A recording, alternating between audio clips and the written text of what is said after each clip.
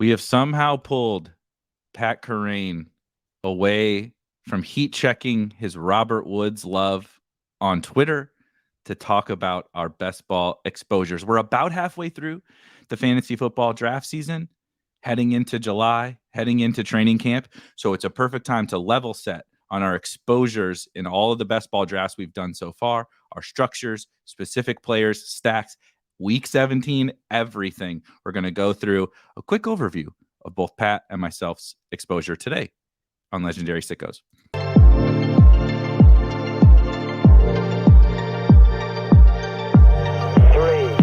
2, 1, liftoff.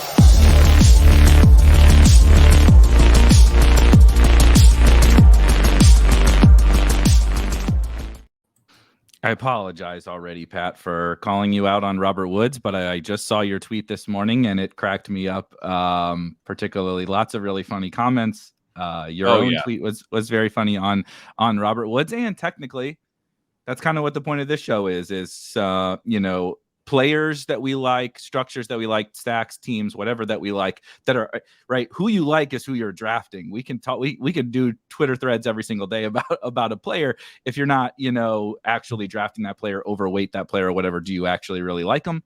So this show today will be a little more. I don't want to say practical because I think they're all kind of practical, and this is still a little bit theoretical, but you'll kind of see behind the scenes. And I have some crazy huge ownership on players right now. And so I thought the Robert Woods point was kind of funny, but he is a player. Sam Howell is a player that I like. Robert Woods is a player that you like that maybe I don't like as much. So we have some differing opinions, but this is a fun part of the offseason before training camp gets here I try to do this to myself because it's hard. You're drafting so many teams, you're just in the flow to be like, let me look at my exposures and make sure, these are actually aligning with what I want to do this summer. Yeah, for sure. I think that's a big part of it. Yeah, the Robert Woods thing is funny. It's Twitter, so it's like one of these things where you're on Twitter long enough to be like, there's no way I can caveat this enough to not get crushed. So let me just get crushed. And in the tweet, I'm like, all right, here we go. I'm going to get crushed for even hinting that he might be a good pick. And I sure did. I got crushed. But one caveat that's kind of funny, and I recognize that underdog's not available in every state, and people still want to play their fantasy football, but the character limits, the caveat I probably should have found a way to squeeze in there is this is a best ball take, because I did get some like, you're never going to want to start him. I'm like, that's right, I won't. That is a fact. Yeah. Yeah, and I would never take him on a non-best ball team, but so yeah, that one was kind of funny. But I am drafting Robert Woods. I have quite a bit of him. It kind of fits with like the late round philosophy that I'm kind of leaning on a little bit more this year for early drafts, which is that, I'm probably not going to be very good at deciphering this like true uncertainty, three-way coin flip type of backfield situations. And I just want to go to a guy who's got $10 million guaranteed. And, everyone's saying like, well, he's the third guy in the target pecking order. Like, we don't know that, we don't know anything, right? So uncertain situation, completely free arbitrage on Adam Thielen, who I'm hard fading. So it's like, if there's an old dusty guy who actually is worth drafting this year, maybe it's the guy I take in the 18th instead of the guy everyone else is taking on the 12th. It is kind of funny with the Woods situation where, look, I mean, I'm not some big Robert Woods stan. I don't draft him a ton, but it's actually not because I don't think he's in the discussion as a late round wide receiver. I've drafted him a couple times. I think one of the most recent teams I posted to Twitter actually had Robert Woods as the last pick, and I didn't post it to talk about to Robert Woods. People. He just happened to be on that team, and even I got a couple of tweets like, it was really good until 18th round Robert Woods, or whatever. And I'm like, geez, even I can, like me, a very anti that type of a player, can see that like him in the 18th round seems, whether you like it or are neutral about it or whatever, it shouldn't be the reason that you think the team sucks is with Robert Woods on there. So I do think that is all funny, particularly with how we've seen the market chase up an Adam Thielen. I mean, DeAndre Hopkins still goes in the like early fourth round of drafts. I'm not trying to compare Robert Woods to DeAndre Hopkins, but like that's an old player who's not on a team, who we were hoping he was dropped in that ADP bucket because we were hoping the Chiefs or the Bills or someone like that were going to sign him. Now we have no idea. It's probably the Patriots or the Titans seem to be the most likely suitors, but and so we're willing to do that. Last year, remember, Julio signs with the Bucks, and let's throw a party because Julio just signed with the Bucks, and now let's take him in the 9th round. And then Robert Woods is like, no, you can't draft that guy. What do you mean? I think that's kind of funny. Really quick before we start to dive in, though, because normally we are not capped for time. If you've never listened before, go back and listen to some of the past episodes, because I can definitely be long-winded, and we're also getting into fun conversations that can take a little time. Today we are a little bit more hard capped on time. I do want to make sure I hit our promotion before the 2.5 hour podcast. Look at this. I never write anything down. I literally wrote this down this time, and I'm putting a fucking sticky note right in front of my face when we record so that I remember I don't read this promotion 2.5 hours into the show. If you subscribe to Pat's Legendary Upside, we have a fun special promotion for you. Pat has a bunch of other goodies, so you're just getting all sorts of free stuff if you sign up for Pat's subscription, which is incredibly cheap. But if you're a best ball player, which obviously this show is geared towards best ball, Spike Week is the place bringing you a lot of the best ball tools. We actually put in an insane, awesome update to our draft hacker overlays last night. We're not going to get into the draft hacker today. But if you're drafting in the weekly winners, new format, which I'm sure Pat and I will discuss at some point this summer, we put a really, really fun update into the overlays for weekly winners. It's ready to rock and roll for all things Best Ball Mania, etc. And then today you're going to see our Draft IQ product. I'll probably pull mine up. Maybe Pat will pull his up a time or two throughout the course of this. These are all the types of best ball tools on top of rankings and some other tools that you get with a Spike Week subscription. And if you are subscribed to Legendary Upside, you get 40% off. So if you want to subscribe for the whole NFL season, be able to see your teams during the season, be able to get playoff best ball content, in-season best ball content, you can subscribe through the whole season. We also have a monthly package, which is regular $40 a month. You will get 40% off using promo code LEG UP. There's a little promo code button you click when you go to checkout. Just put LEG UP in there. You'll get your 40% off. And you have to be a Legendary Upside subscriber. So if you're not going to get this discount. But you can fix that by going to legendaryupside.com/early. If you're not $9 for your first year. Exactly. If you're not right now, you spend a very limited amount of money on Pat's subscription, and you get it all back if you're a best ball player, and then some, if you're a best ball player. So I do think, biased, but it's a pretty sweet little promotion for folks playing best ball. I mean, fantasy football, subscribe to what Pat's doing anyway. But if you're playing best ball, I think you'll find that the combination of the things Pat is bringing you alongside the tools can be very powerful. So really quickly, we were talking about player exposure, our portfolios, and some of that stuff. It's really easy to get into individual players, or should you draft an elite quarterback or whatever. But the higher level that's hardest, I think, to implement is I want to do this with my portfolio, or I want to take a stand on this player, or I want to be about neutral on this player. And then you get in the drafts. They are snake drafts. You don't get to select every player that you want. And sometimes your portfolio doesn't look maybe necessarily like your plan. So what I wanted to bring up first was what kind of has been your general plan of attack, whether you have got it exactly how you wanted in your exposures. What has been your kind of general plan of attack in terms of, are there certain players that you're hammering? Are there certain structures that you're hammering? And then the inverse, are there certain things that you're avoiding at this point in time during the offseason? Yeah, I mean, I've kind of been, so to me, it's sort of about the player pool is going to dictate the plan of attack. And, with the point of Woods or Thielen or those guys, right? The reason that I'm closed off to Thielen is because what I need out of a 12th round pick, I think, is different than what I need out of an 18th round pick. I think through things like that. It's not just this player is overpriced. It's taking this player in this range. I need them to be this type of hit, or that's sort of what I feel like I'm betting on. So I have a big stand against Najee Harris, and it's because I think that if I'm taking a running back in the 4th round, 3rd or 4th round, I still want them to be, able to have a really, really high end season. And Harris had quite good rookie season, but he had an 86% snap share that season.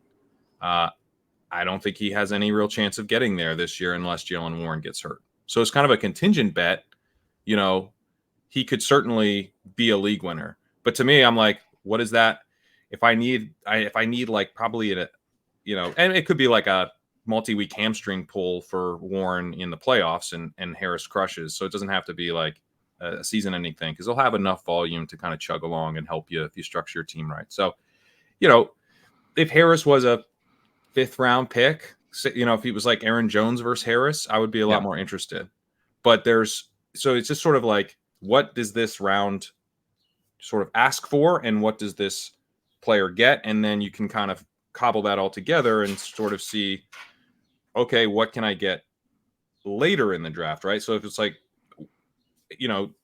Travis Kelce probably gives you what you need in the first round for that selection. But we're in a world where you can get Mark Andrews in the late 3rd round or mid to late 3rd round. You can sit there where you would take Kelce and feel confident that you can get Andrews 2 full rounds later. You can also skip Andrews and sit there and get Pitts 3 full rounds after that, right? Or Goddard, and he's even going in the 7th now a lot of the time. His ADP's falling into the 70s. Kyle Pitts is. Yeah, so you can play for a 7th round Pitts. I mean, as much as I like Kelce, I'd rather have 7th round Pitts. As much as I like Mark Andrews, I'd rather have 7th round Pitts. Kittle's going in the 60s in most drafts now. So I found that to be fascinating too. I didn't have a plan. This is such a perfect thought process. I had no plans coming into this year to be like, I'm going to be really light Travis Kelce. Like, it wasn't my plan. I mean, if you said that to me, you're like, he's getting old. I'd like to cash in my Kelce chips before it all falls apart. I would say totally fine. I totally respect that. And that thought has crossed my mind too, but it wasn't my intention. Travis Kelce you want to talk about the guy who could most easily be the guy you need? It's probably Travis Kelce. And so that's just generally not a guy I want to fade. But then you draft, like you said, then I just start doing a bunch of drafts, which will show some of mine. I'm, 200 plus drafts in on Underdog. And I just keep finding every time I take Travis Kelce, it's like, shit, I'm at pick 78 and Kyle Pitts is still here. I really wish I just would have taken, Tyreek Hill or Stephon Diggs or whatever at that spot. Or St. George Kittle. Oh, God, pick 68. George Kittle fell all the way here. Darren Waller's here at pick 90. Yeah. Right? It happens all the time. And so it's not anything about Kelce.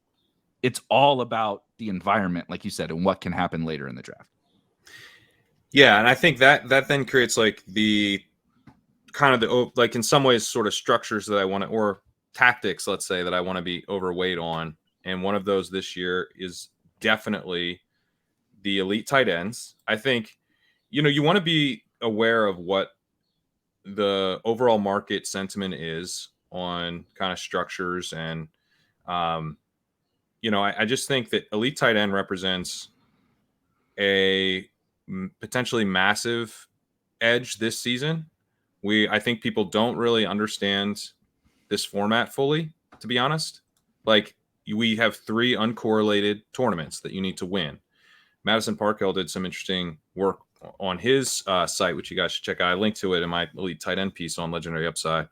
You can just check out his Substack as well. But he talks about how, yes, the odds of George Kittle doing what he did last year aren't great for George Kittle specifically. And George Kittle, what he did was he had a big week 15, really big week 16, just absolutely powered teams to the week 17 final with those spike weeks. But because we have a 3 straight uncorrelated tournaments and the elite tight ends capture a huge percentage of the spike weeks available at the tight end position, then the odds that some elite tight end, that one elite tight end goes off during those three playoff weeks, at least once, is pretty good.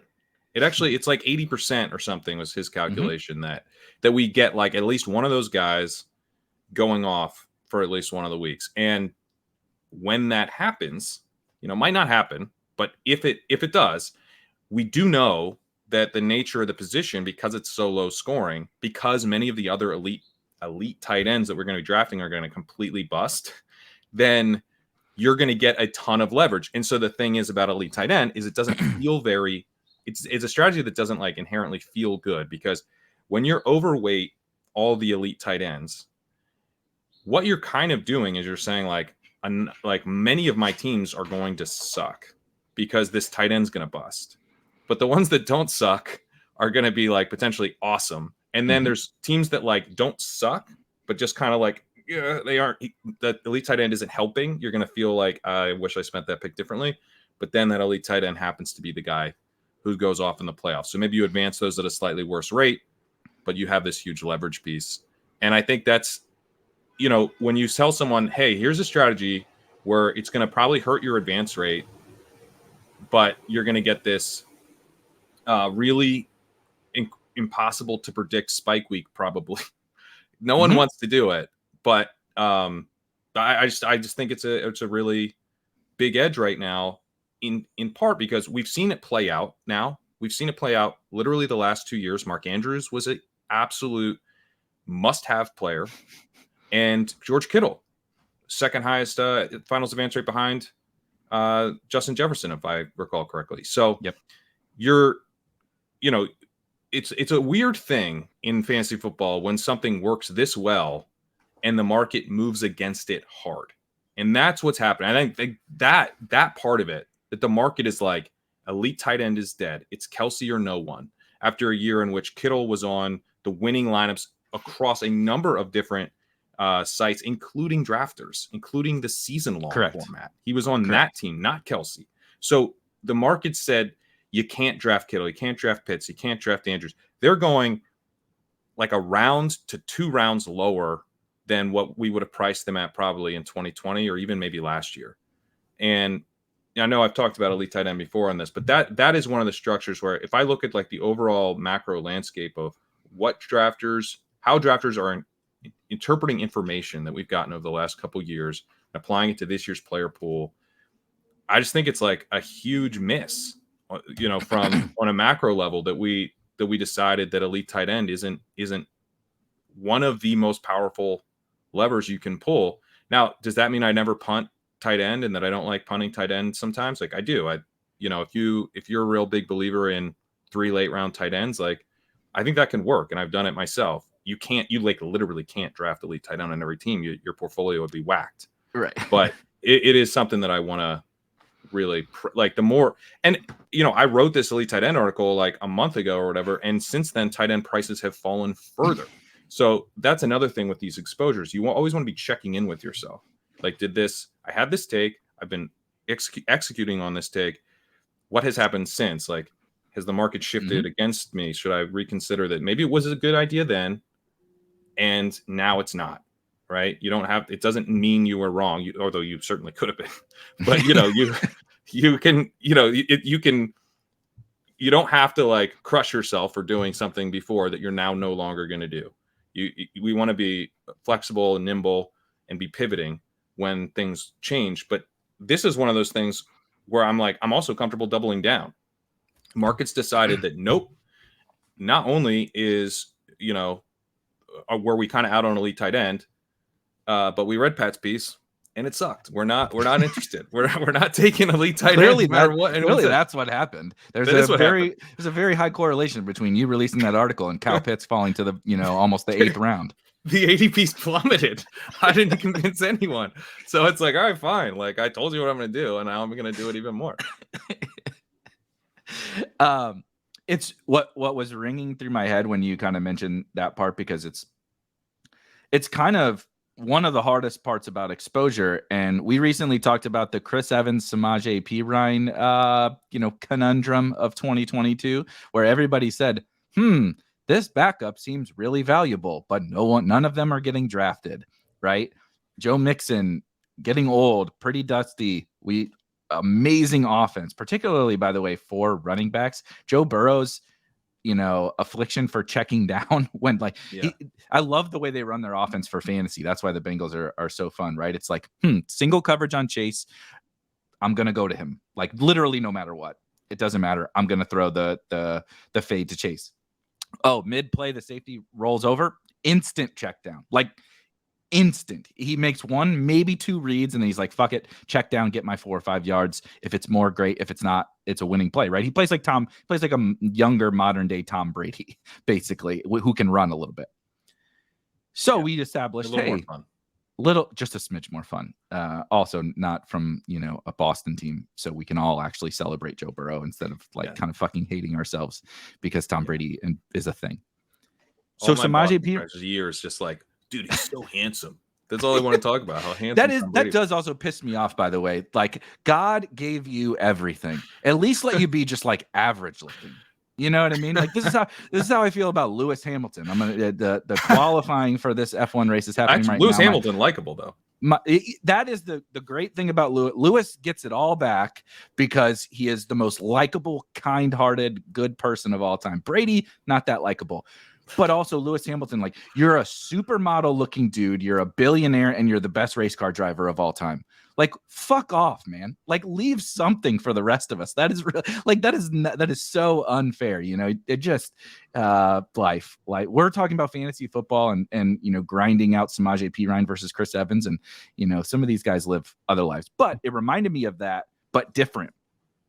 You mentioned, like, you get to this point, right, where I agree with you. You'll see my exposure here in just a minute to elite tight ends, because I do very much believe in like the punt 3 late round tight end approach. I've written about it in terms of some ways I'm particularly uniquely going about the late round tight end thing, because I do think all tight ends have been pushed down.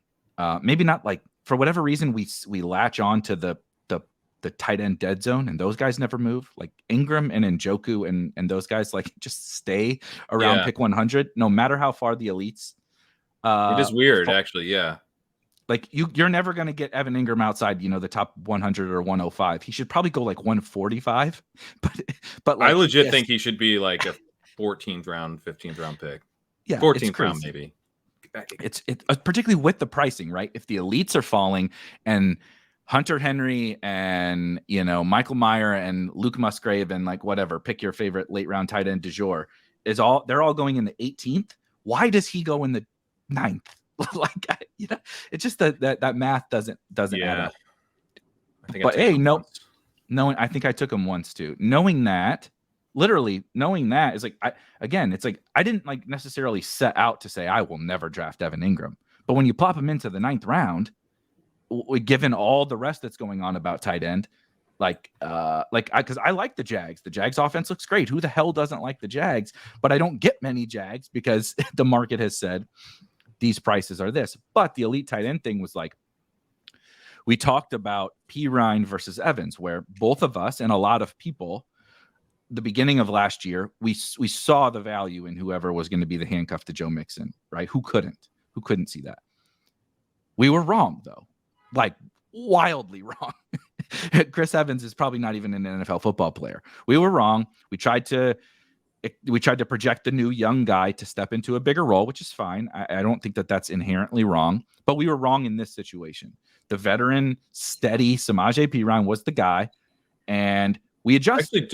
I do think we were wrong. Like, I guess and we may be on slightly different pages here, so be curious for your pushback if there is any. But like I think maybe we were a little wrong in terms of process last year at the Chris Evans thing, because you're projecting a guy along with the rest of the market. You're taking a dude we're not sure that he's going to even have a job, and he's getting universally drafted. Mm-hmm. And you're doing that during a part of the offseason where we don't really have any reason to feel that confident. And so what you could do instead is just try to hit a single with that pick and trust that your good teams from those early parts of the year are going to have big value hits, but probably like earlier on. Like, let's say Deontay Foreman has a horrific training camp and is basically like, he tweaks his ankle. He's unsure if he's going to even be ready for week 1. He didn't impress the coaches, and Herbert just looks like it's his job to start the year. Herbert is not going to be like an 11th round pick anymore. Herbert might be a 7th round pick. Right. Something as simple as that, right? That's just one example, but we're going to get stuff like that. It's a chaotic sport. I think that you're going to tend to have your biggest value gains in spots like that, like where you're going to have a dude jump from the 13th round to the 8th or whatever. So those types of gains, you know, if I can almost protect those gains by taking Michael Mayer, who's completely free now as a third tight end, I'll take, sometimes I've done stuff like I'll take Andrews, Laporta, and Mayer, right? Like that's not necessarily a typical 3 tight end build when I have Andrews, but I'm like, I think Mayer's going to do something this year. I think he's also a last round pick. He projects better than the wide receivers that go back there. You show me a wide receiver that technically has more, right? The point of drafting the other positions, running back might be a little different, but you run into the uncertainty. You run into the upside of the running back is better, but you run into a way more risk and uncertainty. Like the odds you actually hit on that guy are so low. Yeah. But then you're comparing Meyer to, I don't know, Marvin Jones, you know, like do they have more upside in a week than him? Not necessarily. So I do think the market is a little different in terms of even what you mentioned with that third tight end. Yeah, and I would say, like, if you want to dive into the uncertainty at running back, I'm not doing it so much right now, but like have some courage, you know, take Zamir White, take now we're talking one of the Rams backs, take the guys who aren't getting drafted. Would be what I would suggest, where if you're just holding hands with the field, being like, we know it's, you know, this, who's a good example of a guy that like we've just anointed this year, the Chris Evans. I mean, it was also on the Bengals and it was Chase Brown. It was Chase Brown. You're right. It's Bengals again. Yeah. Chase Brown. The Bengals again. Yeah. We're just holding hand. It's Chase Brown. Chase Brown's the backup we need. We don't know that. In fact, we have evidence to the contrary that it's, that might in fact be Travion Williams. Yeah. Now you do have Mixon getting cut, but they've also talked about they're going to be a candidate to sign someone, even if the Mixon doesn't take the pay cut and gets cut. They're probably a Dalvin Cook or Leonard Fournette or Zeke destination. So they're licking their chops right now with all these running backs still available and Dalvin still available because it's a win-win situation for them. Everything's fine with Mixon. They get him at the cost they want. He's not suspended, and they're good. They can still sign one of those guys to pair with Mixon, or worst case scenario, right? It goes bad with Mixon. Insert Dalvin Cook. Who gives a shit? What's the difference? Yeah. So I think, I mean, if you want to hit a home run, right, it would be having one of these guys who. Now, keep in mind, I'm not really doing this, but I just think if you are going to go with the let's wait into the uncertainty, at least wait into uncertainty that would give you leverage on other early drafters. You know, it's like I got these values and I have this random running back who no one else was taking at this time, who, if he goes off, is going to give me a huge edge, not just on later drafters, but the drafters who I'm drafting with currently. Like, it's just going to be a super unique team that you have with one of those guys. I totally agree. Yeah, I have no pushback on that. I think what I mostly meant was just if we set aside Chris Evans and we set aside the market is pushing this player up when it probably may not make sense, we set aside that situation. Inherently, it is understandable to say there's this kind of dusty veteran who's older. It's the beginning of the offseason. I'll take my shot on the young guy stepping up, right? Sure. It's okay. I think that's okay, right? So if you did this, if you combine these two things, you would have found Eli Mitchell 2 years ago. Sure. If you did if you combine these two things, you said Mostert, Jeff Wilson, I mean, Trey Sermon, like, I don't know, this Eli Mitchell dude was pretty good in college, and he wasn't like he wasn't a UDFA. 6th round pick, I think. Yeah. So you're like, maybe and then you say, well, Pat said, also, if I'm going to do that, maybe I take the undrafted guy. So you would be combined. So like, that would be like, you combine those things. But most of the time, this is where it really goes wrong with something like Chris Evans, in my opinion, is most of the time we can do that song and dance about the young guy. God knows I love to. I don't like the olds and all that kind of stuff. NFL, particularly at like backup running back, your bet is almost always going to hit on the veteran, not because he's better, not because that young back may never become something, but because NFL teams have this trust relationship with the running back position, because the running back position's job, particularly the backup, is to not fuck it up and not get your quarterback killed. They don't have you on the roster thinking you're the next Adrian Peterson. They have you on the roster because you're not going to screw stuff up.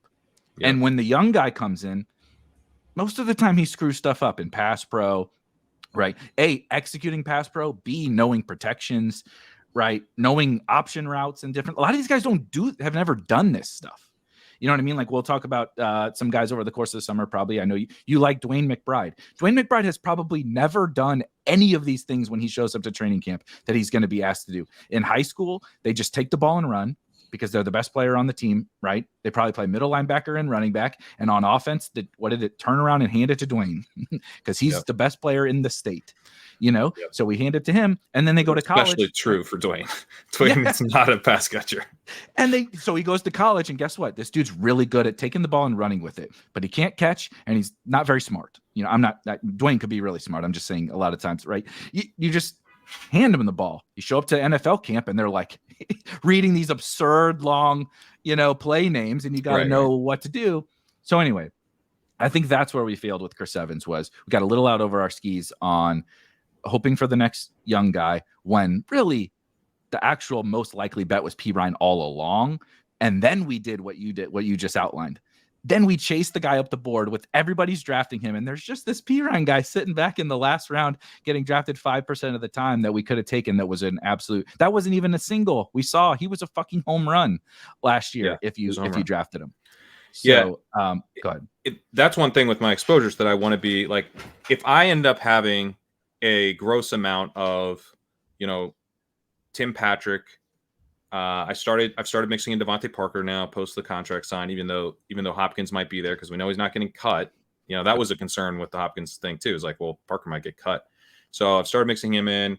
Robert Woods. I don't really draft Marvin Jones. There's another gross veteran that I do draft though. Well, take Josh Reynolds. Don't take Marvin Jones. At least Josh Reynolds has like a smidge of juice.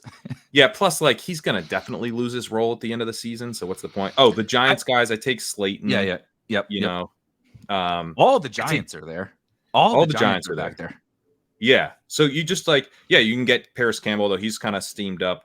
But I'll take I've been taking a lot of 2-2. I take 2-2-2. Yeah. So I like those gross veterans, right? I'm going to be overweight that group right now, in this part of the offseason. And I think that's one thing to consider with your exposures too, is like, it's okay to take stands that you're not even going to have on a summer wide portfolio, right? Like, what are you doing in this part of the offseason? Like, one thing that I've decided this year is that I want to take this approach where, I'm playing to the early drafts like I laid out, where I don't necessarily want to go my 18th round pick. I'm swinging for the fences because I think I've been sort of convinced that, reading the Best Ball Manifesto, Mike Leone's article, like those dead roster spots really hurt, and we're more likely to get those dead roster spots this time of year. So, saying I'm going to take this guy is going to be a home run for me. He might be a strikeout, and those strikeouts really hurt. So I don't want to be like, a portfolio that's full of holes in these early drafts is kind of the way I'm thinking through it. Now, maybe that's just wrong. Maybe, and I'll be kind of curious how this plays out, because it might be the case that, in fact, that's just a fact of life when you draft in June, and that what you really should be doing is swinging for the fences and trying to get as many of those amazing teams as you can. And I'm going to have this like just weak portfolio of early teams that doesn't have enough. Although now I'm just arguing with myself, but I do. One thing I will say is I do that. I think I do that every day. Yeah. One thing I will say is that like a safe pick can be Josh Downs. Correct. Like Josh Downs in the 18th round is a safe pick in the way I'm thinking through things, because I'm trying to hit singles for the fantasy playoffs. So I'm guys who are going to make the roster, guys who look like they have a role right away. Rookies are going to come on at the end of the season. They're going to be more likely to be producing in the playoffs than earlier. So I'm not just like literally just taking only gross vets. I'm going to be strongly overweight veteran wide receivers who have some draft capital behind them, who I think have a role right away. Like that group, I also want to be like way overweight on, especially if they're starting to slide in drafts. Wasn't taking much Jalen Hyatt, starting to scoop up some Jalen Hyatt now. I'm heavy on My Marvin God, Mims. he fell, by the way. The Hyatt fall, I think it's gone too far. I agree, he should have fallen. He was going way too high. He's going to be in the 200s soon, and I'm like, I know, okay, that's exciting. That's a little aggressive. And that's a pretty, it's a high upside, but also a safe pick if you think about. Yeah, he's not getting cut. He's not getting cut, and he, what does he have to do to have a role by week 15. Like maybe not that much. So those are the types of plays that I want to be overweight on this time of year. At the end of the season, I want to flip aggressively. And this is the thing I really want to focus on. I didn't do this nearly enough last year. Those P Ryans, those Justin Jacksons from 2 years ago. We get the word. This is the guy. This is the guy. He's definitely, or very likely the clear number 2. Jalen Warren was a guy last year. Didn't really hit last year, even though we were correct in that he was the clear number 2.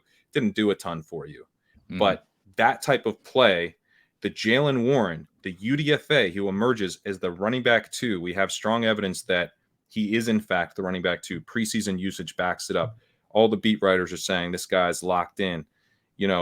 That guy hasn't been drafted early on.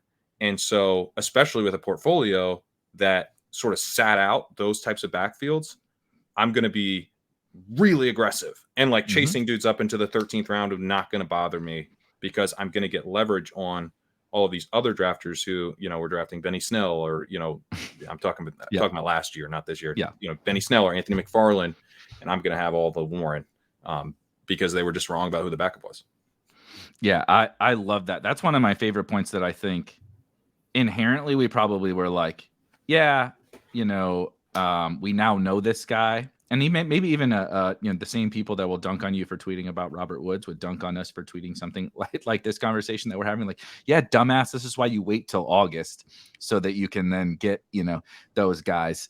But I do think there's a psychological effect, which I think we've a little bit talked about before, where you're like, especially if you drafted Chris Evans, to be like, shit, I just drafted 25 Chris Evans teams.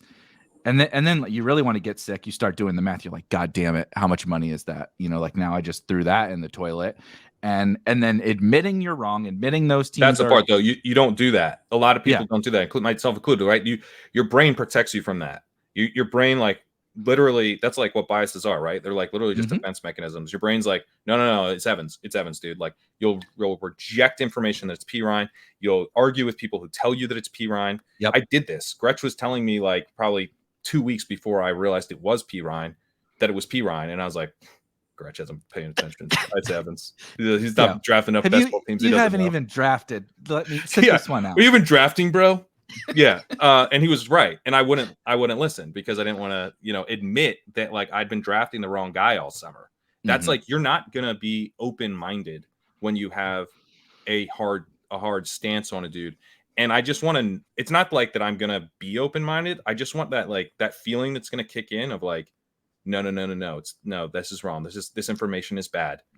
I want to fight that as hard as humanly possible. We got this, by the way, you and I got this, and we both ignored it on Antonio Gibson 2 years ago.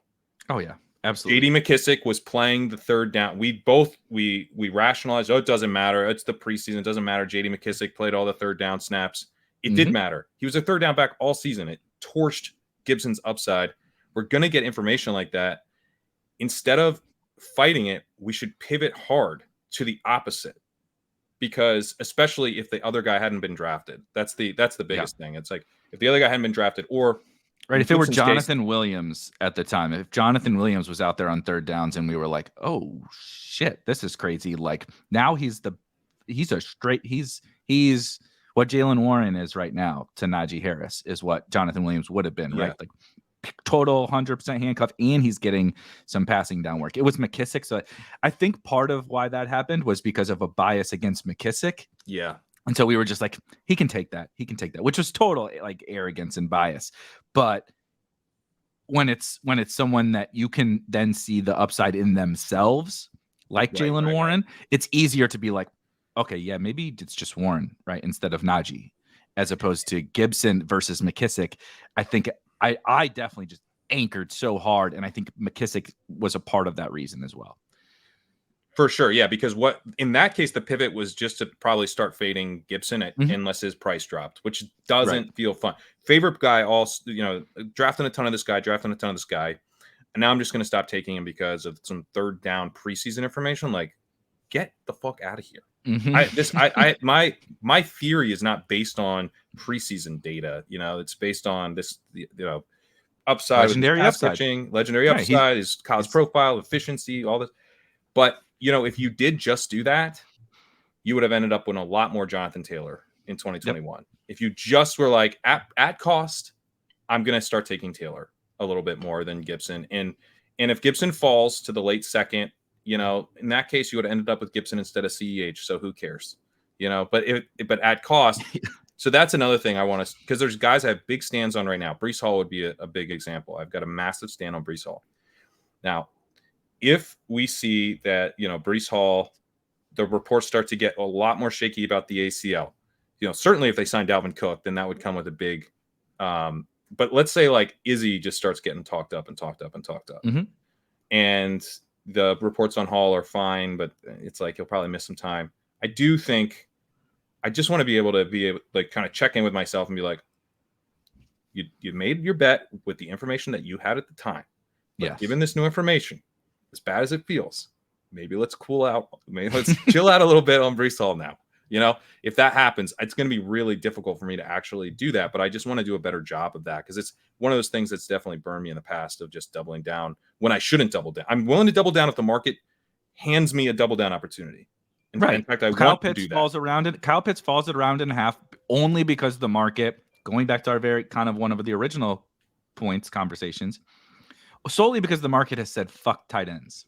Has nothing to do with Kyle Pitts, nothing to do with news, nothing to do with his situation, nothing. It is the market has decided tight ends are less valuable.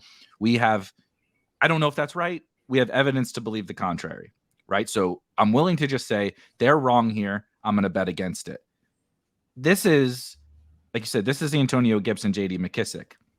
This is J.K. Dobbins last year, where we're like, maybe he'll be healthy. Maybe it doesn't seem great for Dobbins, particularly last year. Doesn't seem great, but maybe he'll be healthy. I'll buy him in the 5th, you know, because this is a spot. I'm 0 RB. He's a great anchor running back if he's healthy on a 0 RB team. Well, we get to August or whatever, and the guy's dragging his leg around the practice field. It's probably a good time to be like, you know, okay, those 5th round J.K. Dobbins teams are probably not great, you know, and that's okay. That's okay. You were operating on a bet at the time, just like you're doing with Breece Hall. If we get to camp and Breece is healthy, you think you're going to love those 3rd round teams, because he's jumping Jacobs and he's jumping Ramondre and he's jumping Derrick Henry and whatever, because everybody's so excited about the Jets and this young player. If they're like, oh yeah, Breece is ready to roll 100% week 1, he's going to be 2nd round pick. And so you're going to love your Breece stand, but to make it and win bets like that, you have to be willing to do what you just said. You have to be willing to say, I made the bet, it missed. Right. I got to back What's off my now. edge today? This is best ball. You don't have to manage those teams, you know? Okay, you drafted a guy, you know, Breece Hall. And they're not dead. It's not over. They're not dead. Yeah. He's not. He didn't. He didn't pull a Will Fuller. He's just not going to be great week 1. You can still win the tournament with Breece. Right. Yeah, Breece is so tough in this example because like they either sign Dalvin Cook and he's like a 5th rounder, or they don't, and I think he'll creep up. But like, let's just say they don't, and but the injury stuff starts to look like shakier and shakier. Or he has like, you know, it's like maybe I don't know, but let's just stick with the Breece one. But it's like, you know, those types of guys, if you end up feeling like a little shakier on the bet, just try to forget about the teams you've already drafted, because you don't have to manage them. It's best ball.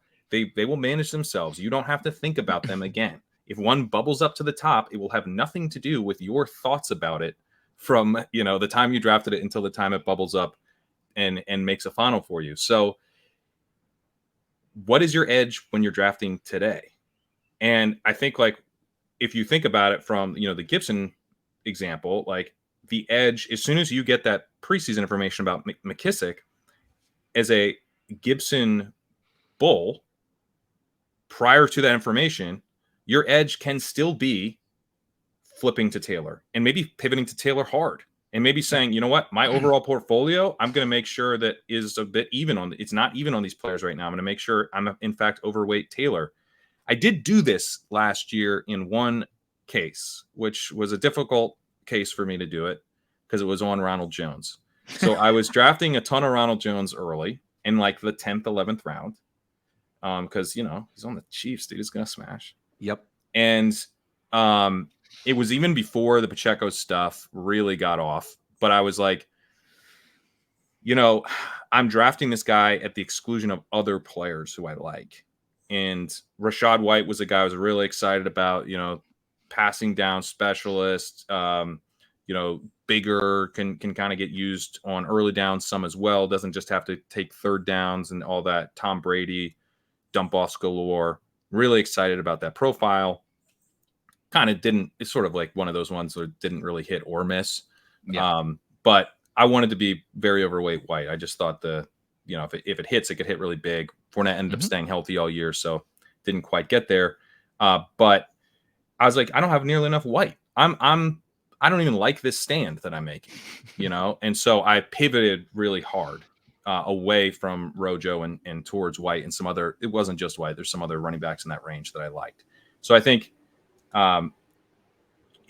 if you find your portfolio not looking the way you want, it's fine, I think, to kind of to pivot hard and be aggressive going forward, especially if you're like, going forward, I think my edge is X, and I'm going to press that edge, even if that edge runs counter to something you thought yesterday. That we could probably just put that on a YouTube short, the what is your edge right now? What is your edge today?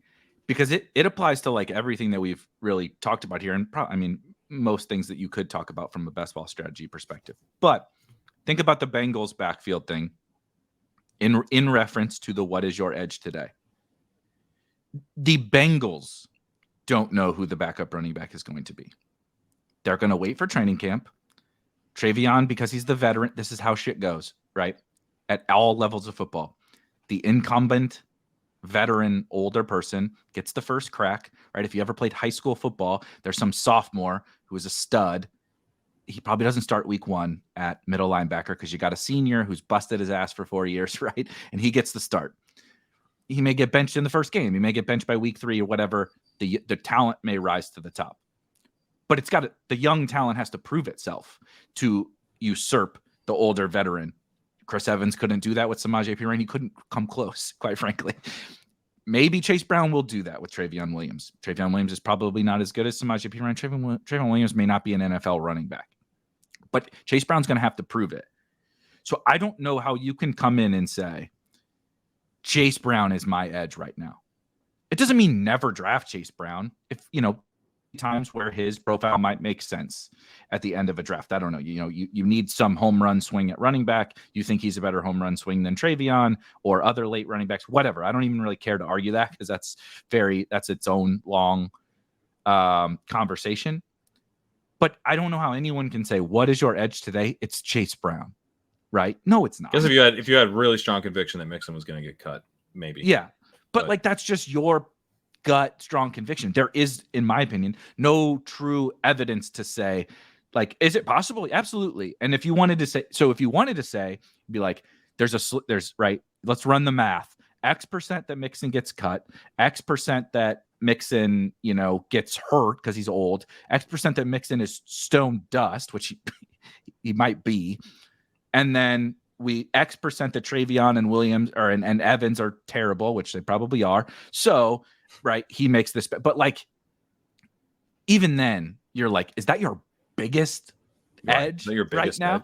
Yeah. I certainly don't think so. I have mine. Me and you both have things that we think are our biggest edge from a player perspective, and they're different. But one that I love is generally more. God, every time someone calls me at this time, but apparently between 10 and 11 a.m. Central Time is the spammer bots phone call times. But but I think when people talk about like structural things, they talk about it in like the old let the draft fall to you type of a situation where the draft gave me CMC and Bijan to start, which that would be fun. But like, now I'm going to build a good structure around that, which is totally fine. But I also think there are structural edges at any given point during the course of the offseason that don't relate to like, how is this draft going for you? Right. For sure. Yeah. This time of year might be better I'm not saying it is. This time of year might be better for zero running back. This time of year might be better for a robust running back. This time of year might be better for elite quarterback. I actually think this time of year is worse for elite quarterback. Me As too. an example, I'm hammering lots of those mid to late. So I'll just pull it up because I can use it to. Although according to Spike Week, I'm very heavy on elite quarterback, which doesn't feel right to me. Maybe it's the definition. We moved They do it take a lot to of Fields and stuff. Yeah, so Fields, it's through Herbert or Lawrence. We tweaked it a little bit this year because we're trying to get a certain bucket of those quarterback. It's going to be a little bit different each year, basically, is what I'm saying in terms of the elite quarterback. It's either through Herbert or Lawrence is counting your elite quarterback. So you see mine is a little bit higher too. So this is all my tournaments, including the super flex, Best Ball Mania, right? Puppies, poodles, everything. There's 204 teams in here.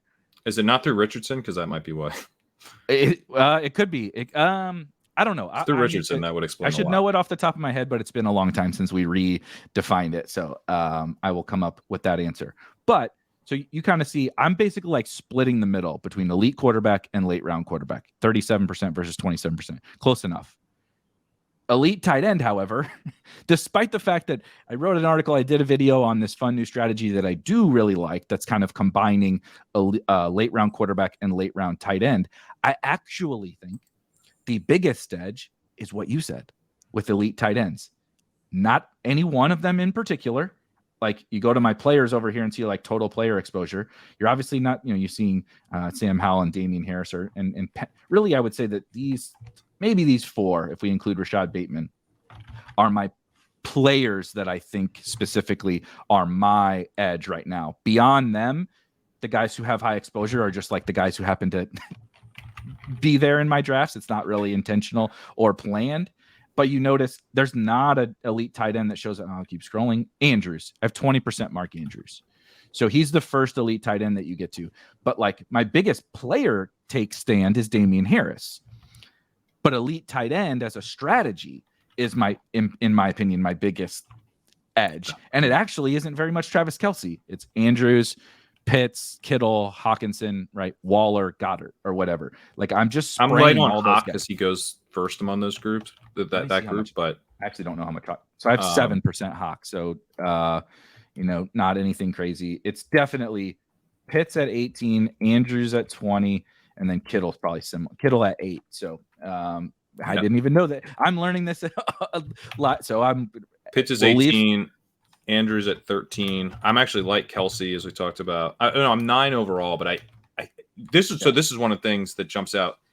Like I'm 9% Kelce, but I haven't drafted him in BBM at all. Oh, really? Had no idea. But that's because I'm not avoiding him. I'm slightly overweight the field on Kelce, which just so happens that on 45 BBM teams, I haven't taken him. So that's like one thing. I think balancing stuff out on the tournaments to some degree, like just knowing like I don't have any Kelce BBM shares. That's weird. As a player, I'm not fading. It just happens to have fallen that way. Now I've gotten a lot of 101. I have 20% Justin Jefferson in BBM. I have 4%. And you just made me curious to go look at my BBMs. I have 4% Jefferson, and I drafted 2 Travis Kelce teams out of 45 BBM. Yeah, I don't have any. Look at this. There's my. There you go. Okay, so you're getting the 102. I'm getting the 102 all the time. I have 7% Jamar Chase. So Cup. Yeah, Cup and Chase are my. I'm big Cup and Chase. 16% Cup. I'm taking Cup a lot. But anyway, yeah, I think that's one thing you can kind of dive into as well that I like doing. And yeah, it's like sometimes you find stuff where you're like, why? How can that even be? Like I'm not fading Kelce like that, but That's so interesting. So I am going to pull up so when I go to Travis Kelce, this is what I love to start really digging into is what you just said. And I think it's hard and I think it's time consuming and you can't cover every single base of like every nook and cranny of your portfolio. But that's also why we give you this tool so that you can do some. How do you find out I don't have any Travis Kelce in BBM, right? Well, you just are kind of playing around. You're like, well, I got 55% elite tight end. Go ahead. The way I found is I went to the drafts tab. And you just not exposure, but drafts. And I just scrolled down because I like how you guys have this. It shows that your average ADP, that's one thing I was looking at across all my tournaments. I was like, a lot of green here. I'm getting good prices. Jonathan Taylor, I've reached on. Adams, I've reached on. Chase, I've gotten just at ADP. I've never gotten a value on him. But same. Outside of the, let's see, Patrick Mahomes and Jalen Hurts, I've reached on because I took some of them when they were in the second. But outside of those 5 players, AJ Brown I've reached on too. So 6 players in the top 24, the only players who I haven't been getting on average with an ADP discount. So, overall, I like seeing that. You can see I'm reaching on Nick Chubb. Nick Chubb is one of my favorite second round picks. So this is another thing. I'm identifying some guys I prefer a little bit more in the second round, or not even necessarily prefer a little bit more. It's reasonably flat. I don't draft a ton of Devontae. I haven't drafted a ton of Eckler. Outside of those guys, right? It's just kind of whatever the room is kind of giving me. But I am, so like with Chubb, I'm mixing and matching a little bit. I'll take Chubb at the 109 and then try to get him with JT or something like that, because their ADPs are literally right next to each other.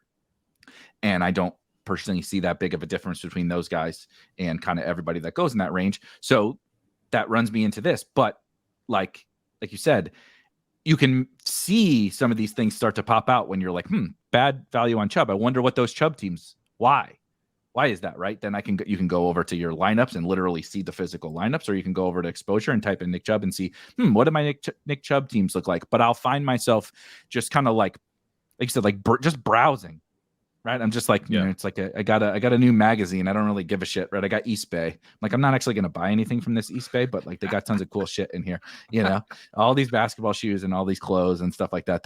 I'm never going to, at the top, you can change which tournament you're browsing. Exactly. So you can do all, right. You can do Best Ball Mania. Yeah.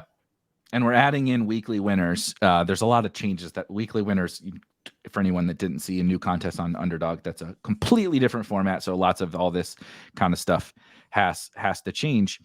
But I did want to add, we talked kind of about this already, but sort of, I laugh every time I say like to wrap up or to close now, because we had the one episode where I got made fun of relentlessly for saying it about 7 times and continuing to talk for 2 hours. But is there anything right now that you think you are way underweight on that you want to? We talked about like elite tight end, you're going to keep hammering, right? But is there anything that maybe you haven't been doing, or something you've discovered in terms of your exposure that you're trying to change, right? Just like what's something on either end of the spectrum? I'm going to keep hammering it.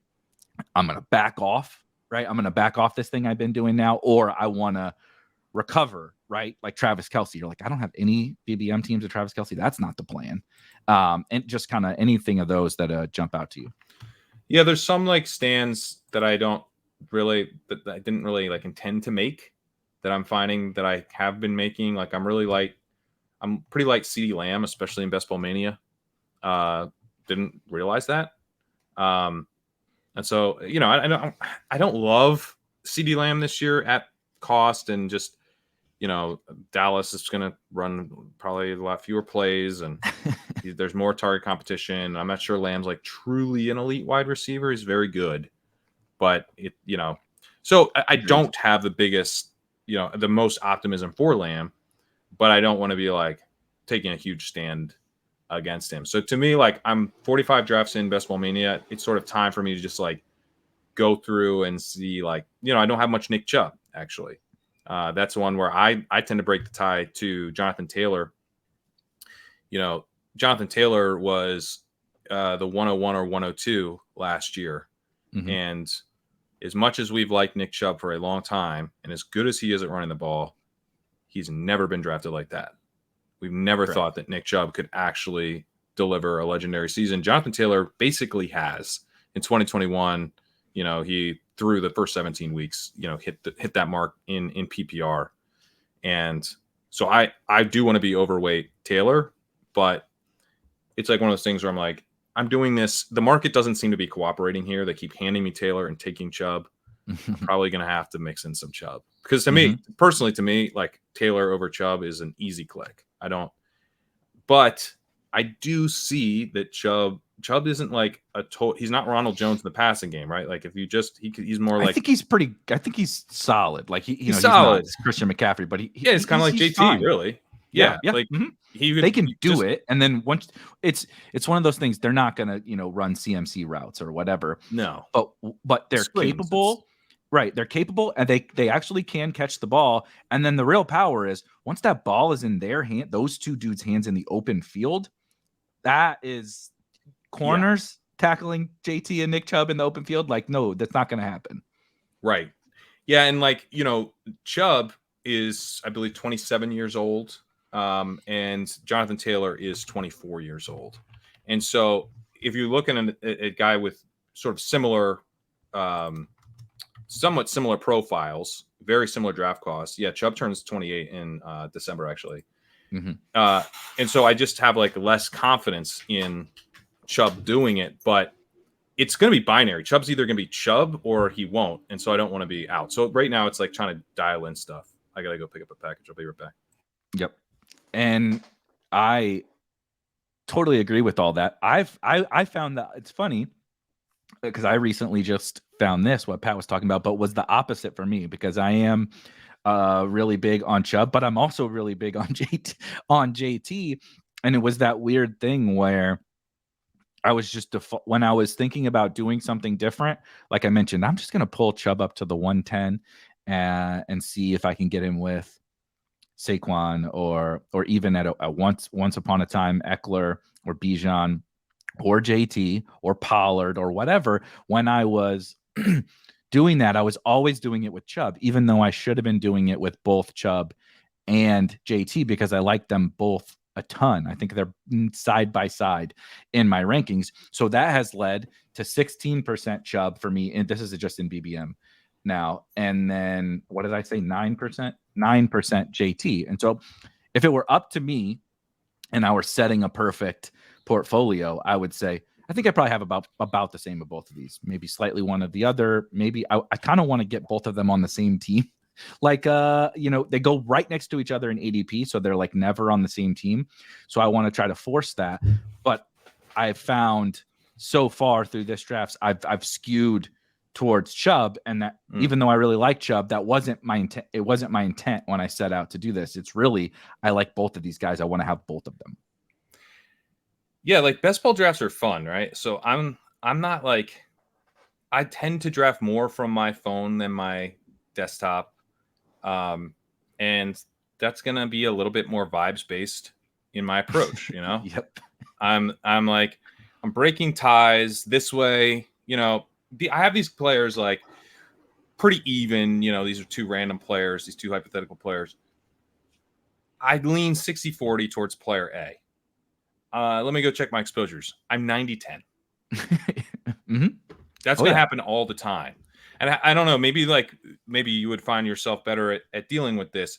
I think we'll all probably have our strengths and weaknesses in various drafting things. And one of my weaknesses, I would say, is not having a great intuitive feel for where I actually am in terms of my exposures, because I tend to break ties harder to the guy I like than I would if you just sat me down and said, we're gonna like auto draft your whole portfolio, but you get to tell us, and all be structured. So you just pencil in the percentage that you want of each guy, and then we'll send you back some teams, right? My actual portfolio, it's a struggle to get it to look like what that would look like, because I just tend to be more overweight the guys I like. I tend to, when I'm in the draft, I tend to be like, but I like this team, so I don't want to ruin it with the wrong guy. So I'm going to take. I know guy. That's the hardest part, is that I think we all know that managing your portfolio is incredibly important. Some could make the case all the shit is important. Some could make the case it may be the most important part of all of this is like, right. Think about it from a DFS perspective. I know it's not perfect apples to apples, but when you go into a DFS slate on a Sunday morning, right? You're playing 150 teams into the Millie Maker on DraftKings, and what matters is your set of 150 lineups. Of course, they need to be made up with 150, theoretically plus EV, lineups make up that 150. So it goes from a lineup up to your portfolio, but there's a portfolio approach to the lineups. You want to play your 150 best lineups, but the best lineups are determined by the, expected value of each lineup in its singularly. So like, you're not just going to have, everybody has different approaches, but you're not just going to have 100% of this guy, 98% of this guy, right? 95% of this guy, whatever. Right. You're going to have a bunch of different teams. So every week is different, but generally speaking, you're going to have a bunch of different players, a bunch of different teams, a player pool, etc. But like, when we draft best ball teams, like you said, you get on the clock. There's not a tool that says, here's my portfolio, which maybe we'll build one. Here's my portfolio. This should be my recommended pick based on what I think my portfolio should look like and what my portfolio looks like right now, right? Mm-hmm. Kind of like, what is my edge right now? This would be, what is the best pick right now? Well, you have less JT than Chubb, so fucking take JT in this draft, because that was your intention, was not to have more Chubb than JT. But it's hard when you get on the clock, right? Even we have our draft hacker overlays, right? Which again, as you mentioned, they don't work on the phone. But if I'm sitting there drafting with them, I still sometimes, like you said, I got Lamar and Andrews and Tyreek, and I got these crazy values in between there. And then it comes to Rashad Bateman. And like, I think I don't have him up here anymore, but you see my Rashad Bateman exposure is 38%. He's my highest owned wide receiver. He's one of my highest owned players. I love him. Like, I'm obsessed with Rashad Bateman, but that wasn't necessarily my plan. And my plan wasn't necessarily to take him, trying to pull up Zay Flowers to take him 4 times more than Zay Flowers. Right. And so I'm not saying that's right, wrong, or indifferent, but it wasn't necessarily my play. It's just happening because every time I get on the clock, I'm like, Bateman's the best pick. Bateman's the best pick. Bateman's the best pick. It's got to be Bateman. Yeah. And I just keep taking him. So let me share a tip that I think can help a little bit with this. I have 7% Flowers, and this is just Best Ball Mania, which is going to be a little noisier right now. I have 7% Flowers and Bateman in Best Ball Mania, but Bateman, I know I'm pretty high on it. But yeah, I have 18% across all my tournaments, and Flowers, I'm at 5%. So I am, but only about 3. So here's how I get myself to draft Flowers. Take them together. If there's situations where you can get both players stacked with Lamar, take them together. The reason I say that is I think there really is a psychological thing where once you've drafted a player like 3 times, you're willing to draft that player. If you've never drafted a player, you don't even see their name. You're literally scanning who's available, and you're like, no one's here. Because I don't draft these players. But if there's a dude who you're at least taking, sometimes then they start to become a viable selection for you. And so if I'm sitting down, I'm saying, I really ought to have more, say, Flowers, then just figuring out a way of, okay, you know what? I'm going to double up on Bateman and Flowers at the 7-8 turn with Lamar. And, I don't have Andrews on that team. So it's actually a legit way to build. And, you do a couple of those, and all of a sudden, when Zay Flowers comes back around in the 8th round and you've got Tua, you're like, oh, sweet. This is a perfect bring back, and maybe Bateman was there. But you're like, but I want to get a little more Zay Flowers. I already made that decision. So now am I actually doing that, or am I taking Bateman? I'm probably taking Bateman. It's going to be hard to pass. I know. But at the very least, maybe you identify Bateman's gone, but I'm going to come in and get that cheap Zay Flowers because he kind of, sometimes I'll see stuff. I'm doing these puppy slows, and I'll see stuff where I'm like, oh, I should have taken this guy, after I already picked. And it's because that player, it just doesn't register as quickly as when I see the other name, the guys that I am drafting more frequently that I feel good about. It's just, they literally don't hit my brain as quickly as the players I like.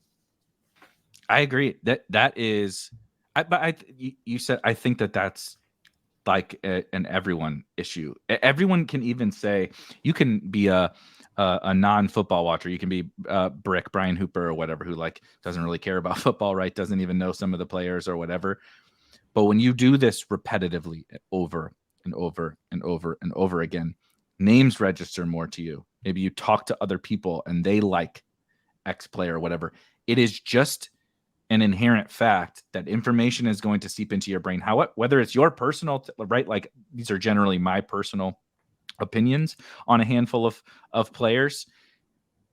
And we all have opinions on really most of the player pool, but I am okay. I've gotten better at separating myself from the middle. I have the guys I love. There's like really, I would call it really 4 players right now that I love. I got this filtered down for Bateman and Zay, but it should be close enough. So Damian Harris, Rashad Bateman, Rashad Penny, and then Sam Howell, which I've made my love known for way too much. But those 4 guys are the guys that when I default to a late round quarterback, I really like Howell the most. Rashad Bateman is this kind of huge tier drop off at wide receiver. And I also just really, really like him this year, given the Ravens and Lamar. And then these 2 kind of like 0 RB-ish running backs are like the guys, my flag plants, if you will. Beyond them, there are guys I have more exposure to and less exposure to, but that's generally just like not planned. But then I also have guys that I'm like, nope, not taking them. I'm not doing it. I'm not taking Adam Thielen. I don't really want to take Miles Sanders. I don't want to take Najee Harris. Guys like that. I don't know. We don't need to get into the specifics, but I have this plan, and the guys in the middle I can do okay with. Like, I don't really love Michael Pittman, but he's fallen now, and it's like, yeah, I'll take him when it makes sense, or I'll mix him in. I can get past that block. But when I get to Thielen, like there is no chance that I will take him. And so making sure that I'm not taking guys that should be in the middle and turning them into guys that are Thielen is something that I think is my biggest struggle, because it happens without you knowing it, right? It happens I just keep taking whatever. I just keep taking Kyle Pitts. He keeps falling to the 70s. I'm just going to keep taking Kyle Pitts. And the next thing you know, you have 0 George Pickens. And it's not that you love George Pickens, but you had no intention of getting 0 George Pickens. Right. It just happened by happenstance. And so that to me is like the exposure exercise that is hardest. And maybe you don't care. Maybe you just say, I'm just going to vibe space draft and let my chips fall where they may. But for me, that's not how I want to approach it, and I don't think that's how you should approach it. I do want a vibe-based draft, but I want to check in and see what my vibes have been totaling up to. Like, what have your vibes been creating for you that maybe you're like, you know what, I'm just going to keep it in the back of my mind. Keep in the back of my mind. Pickens is someone I need a little bit more of because I haven't been taking him or whatever. And yeah, I completely agree with that idea of, if I'm going to fade someone, I'm comfortable like fading them really hard. I faded Joe Mixon really hard last year. Yeah, arguably that was stupid because he certainly showed that he had the single week upside. Fucking painful. Yeah. That sucked. Yeah.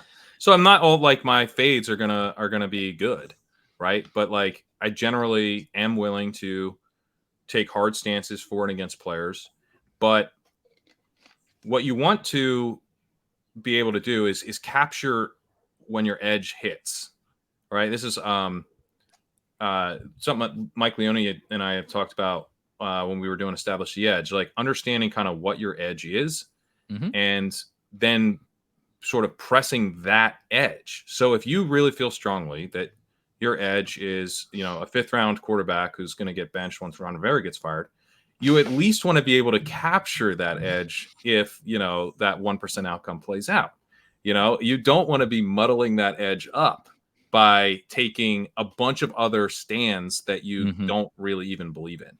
Like that's right. Like if you have, let's say your biggest stand is a 2nd-year running back who's coming off a horrific knee injury, whose team's about to sign Dalvin Cook, if that, foolhardy stand actually succeeds, then you want to be able to make the most of it and have him paired with a variety of other solid play. Like if I have a ton of Breece Hall and then it's like, oh, but I only had Breece Hall paired with, like Calvin Ridley teams, or like I'm even though I have a ton of Breece Hall, I'm somehow really underweight Breece Hall with 3 other wide receivers who I liked, and one of which was the guy you needed to have this year. That would suck. And I don't want to, I'm okay saying Robert Woods is the guy, Cooper Kupp stinks, right? And being wrong.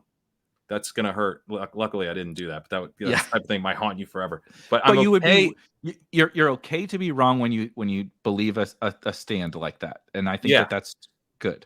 What I hate, right? What I never want to do, and it probably will happen, but I want to fight this as hard as I can. Is I didn't really have a strong take, but I ended up with 66% Woods and 33% Kupp just by chance. Kupp went a little ahead, and so I just ended up with Woods. I never really made the effort to even it out, and so I just was really light the league winner because I kind of didn't think about it very much. That's what I want to avoid. And it's two things to me. One is the idea of when we talk about vibes, right? What vibes really is kind of putting your drafting skill to the test.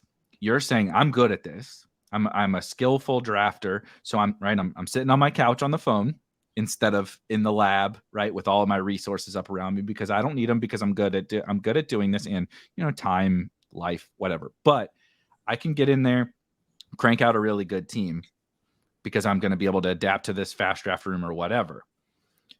But you always do still need to make sure that what you just outlined is not happening solely because if you're drafting the best team and I would almost guarantee it is for nearly everyone, unless they're using something that can help them even it out, which of course we offer at Spike Week, or if you want to do it yourself, whatever.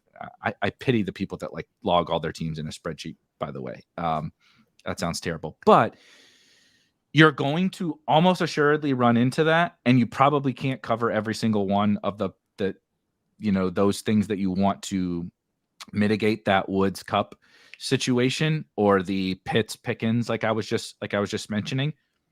But you ultimately, you can flex your skill around what you just said. If you believe Breece Hall or Sam Howell or whatever, I can go in and see what say using our draft IQ tool. I can go in and look, okay, I think these are my edges, my 3 edges: Breece Hall, elite tight end, and whatever.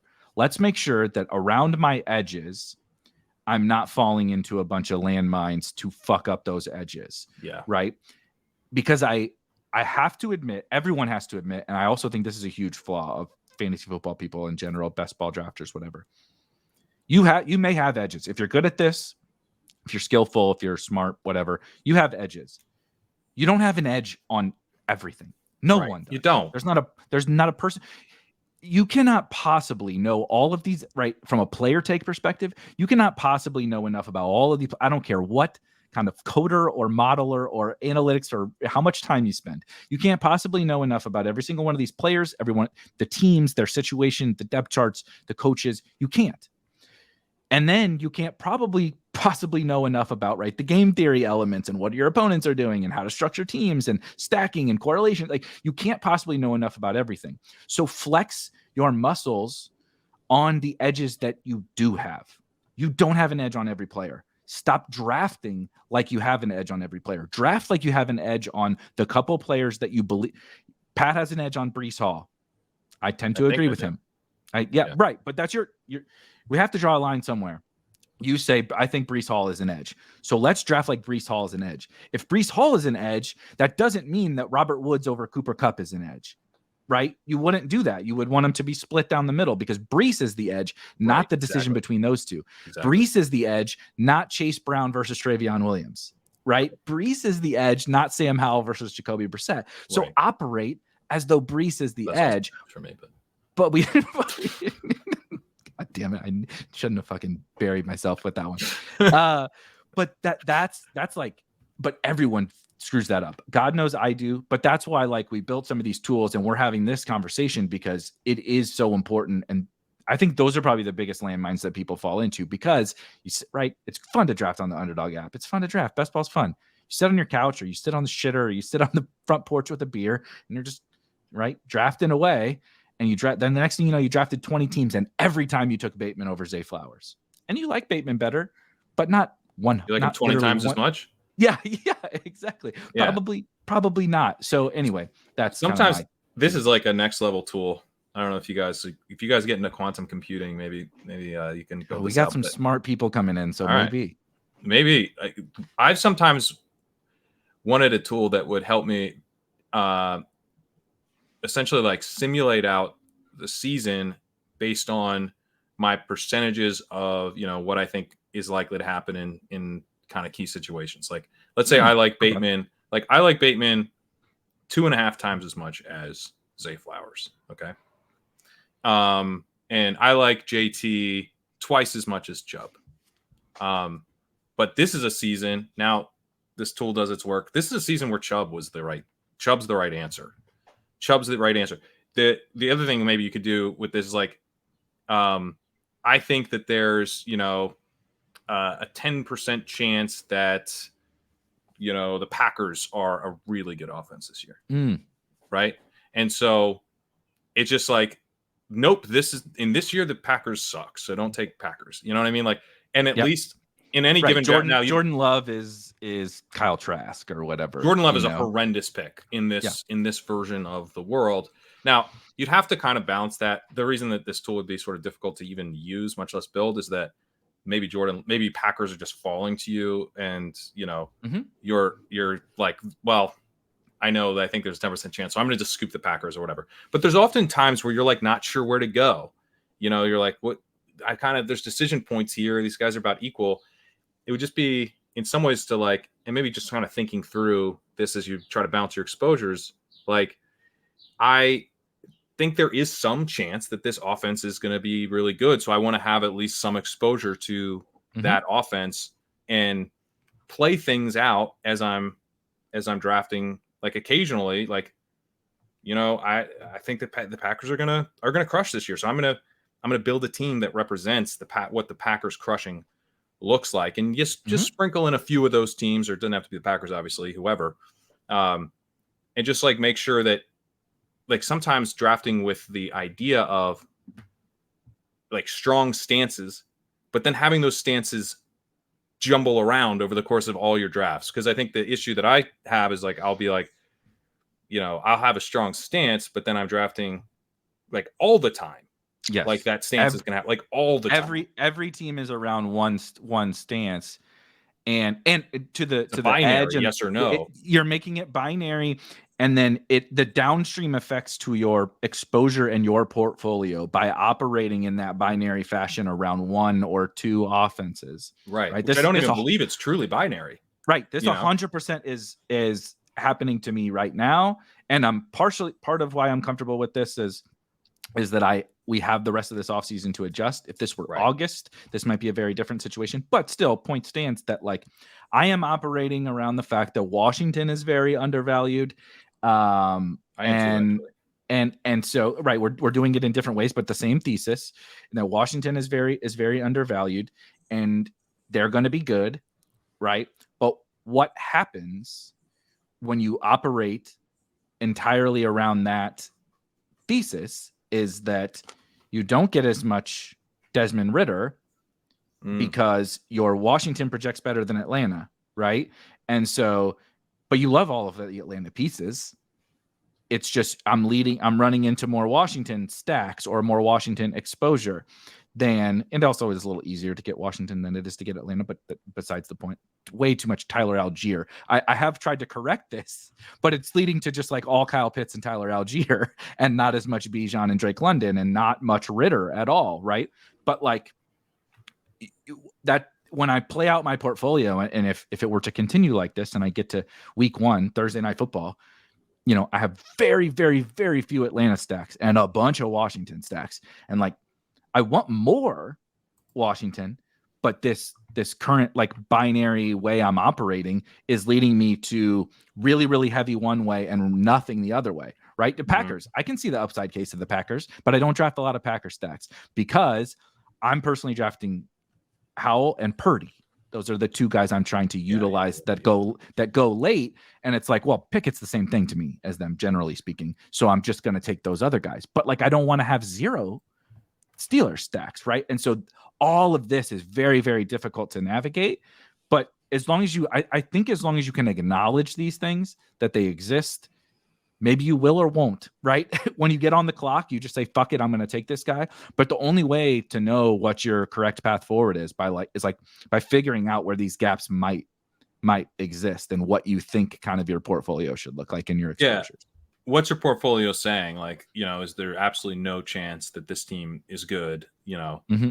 And I just think like that to me, like the whole point of looking at these is just to like, what is your portfolio saying versus what you think?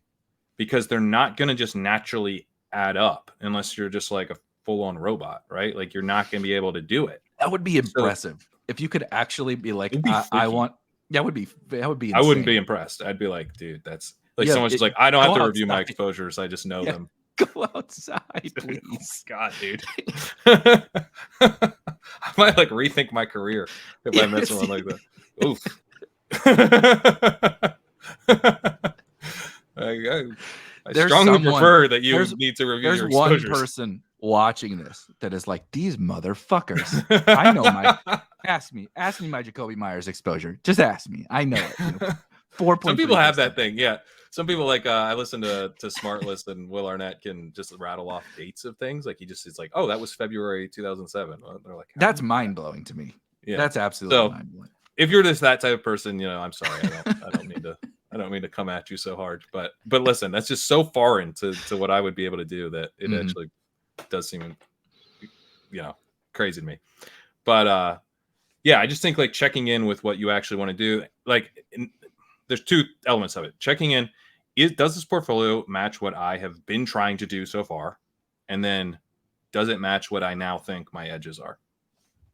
Right, and does it match what there's so much that goes into it, and we will come back later this summer and dive some more back into this. Particularly, it'll be not more fun, but it'll be interesting to look back on, like maybe once training camp has passed, right? We're in the preseason and we're in the final home stretch of best ball drafting.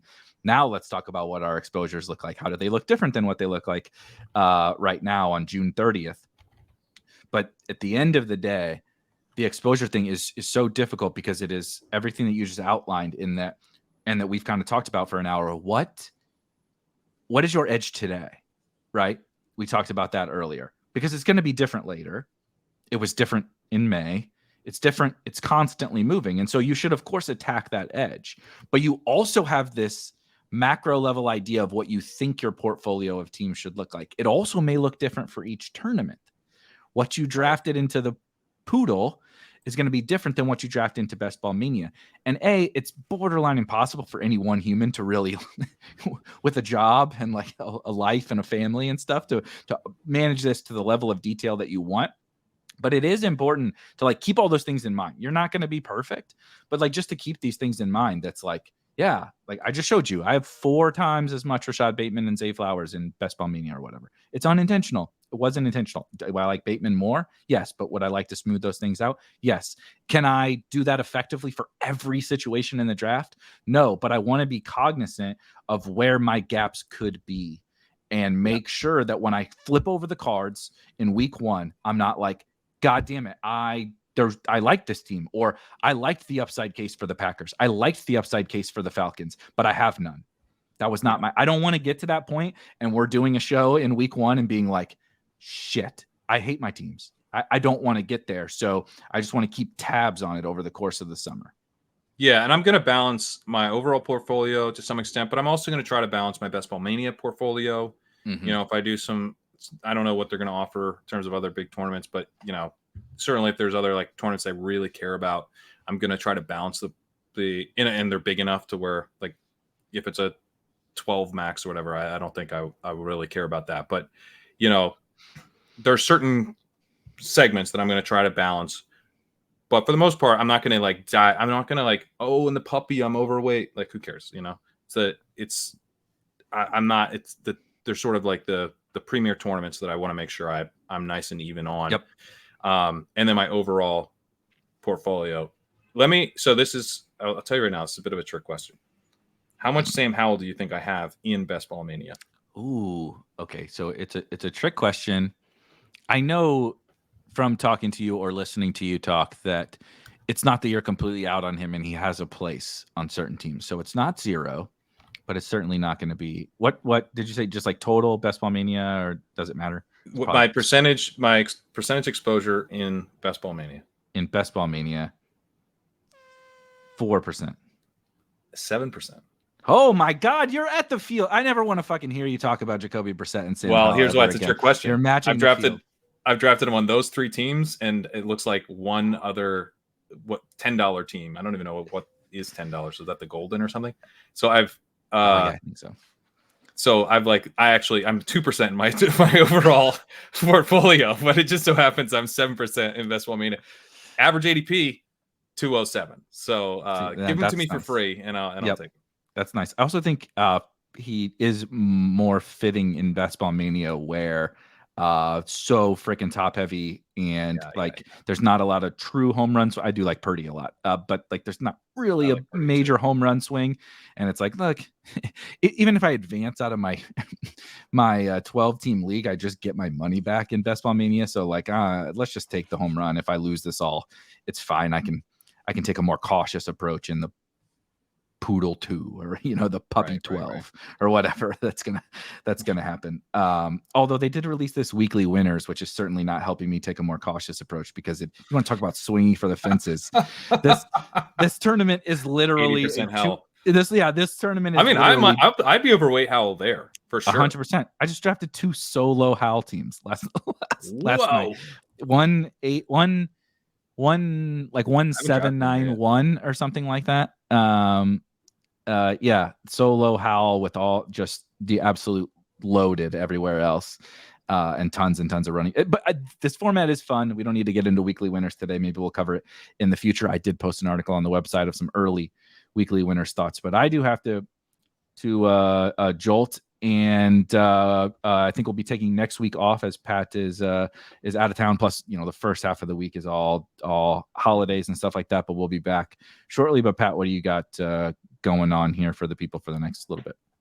Yeah, legendary upside. I've had a couple articles out this week on running back success rate, looking at NFL Next Gen's metrics there, and dove into the guys, basically every running back who had over 200 carries last year. So we have a big sample within that metric to look at, and just kind of talked through their outlook through the lens of that metric, but also just kind of digging into their receiving profile as well, which that has nothing to do with, and just kind of where I kind of stand on most of these running backs. So you can check those out. If you just want to sign up for free, a big portion of both articles are free. So I would recommend just going up, signing up. I do that like with basically every article, and then I also have some free articles. I had one called Dictating the Turns on a tactic I'm using in best ball right now, which is completely free. So would recommend signing up, even if you don't want to do the premium membership right now. But if you do, you can do that at legendaryupside.com/early, get $30 off your first year. So for $69, you get your first year, and that gives you access to the 40% off Spike Week. I also do still have some underdog credits. You can get a $50 underdog credit by filling out a form on the site. It's at the top of the site under perks/Discord. Go there, go fill out the underdog form. Gives me your username. I'll send that over to Underdog and get a $50 credit. So I've said this before, but it is, I think, true. It is financially irresponsible not to sign up for a legendary upside if you're going to be reviewing your exposures and playing on Underdog. I totally agree. And if you are reviewing your exposures or trying to do some of the things we talked about here that are very hard to do in drafts, our draft hacker overlays are kind of developed to help mitigate some of this stuff. You can see your exposures in real time. You can see your player, combinatorial exposures, right? If you took Lamar, when you get to the 7th round, how much of the players do you have centered around Lamar, right? Okay, you would be able to very quickly see some of those combinations. Oh, I only have one team with JT and Calvin Ridley. Maybe I'll take him over Debo here, right? There's just so many different things that you can do with it. It's all customizable. And we now support this weekly winners tournament, which is really kind of fun. It's also like fun to see the different ways that you can view some of the correlations. And my mind just starts going on all these different things. You can see with the weekly winners update for the draft hacker correlation in any single week and you can choose it, right? So your team sets out and you happen to draft 2 players that play in week 6. You can you can choose up to 3 different weeks, and it will highlight your correlations for you in that. So you can see this team's maybe being built more for week 6. Let's show some week 6 correlations with the players that I've already drafted. And you can tack on multiple other weeks. And instead of showing like a playoff view, so we have a playoff view within the draft hacker, you can see, right? So if I draft Justin Jefferson and I come back and take Aaron Jones within the playoff view, it'll show me, okay, you have those 2 guys from the Green Bay and Minnesota game in week 17. We showed the number of game stacks that you have now by every single week of the season. So it's going to show you for week 1 to week 17 as you draft, right? That number, it's like a ticker. That number will go up. Oh, week 3. Now I got a game stack in week 3 now. Oh, week 7. Got a game stack in week 7. And so as you draft, you can start to prioritize different weeks, right? To try to maximize your upside in any individual week. So really, really fun update for anybody checking out weekly winners. I have not been able to stop drafting the weekly winners because it's just so new, such a fun, so different, man, from any other fantasy football format we've ever played before. And I love the strategy around it. Wrote about it yesterday. We'll definitely be doing tons of content on it as well. But got to get out of here. Got to jump to another quick call. Everybody have a wonderful holiday weekend. Stay safe and all that fun stuff. And we'll be back soon with another episode of Legendary Sickos. Peace.